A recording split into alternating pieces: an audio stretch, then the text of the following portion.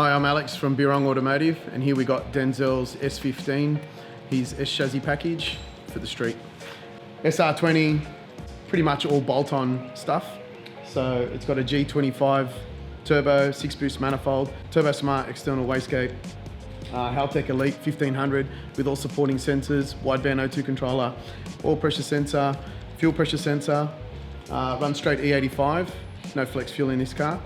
It's got an e-boost boost controller to go along with it, and it makes 301 kilowatt. We've got a Plazmaman Pro Series front mount intercooler, 600 by 300 by 76, with supporting intercooler pipes and silicon hoses, all from the guys at Plazmaman. Stock interior with a pillar mount for the Turbo Smart e-boost. And apart from that, the rest is stock. 3-inch exhaust, you know, the usual stuff. It's got 20-inch Simmons on it, which look really nice. It's a pretty cool street car. It does whatever it needs to do with 300 kilowatts at the wheels, and it's a real fun car to drive.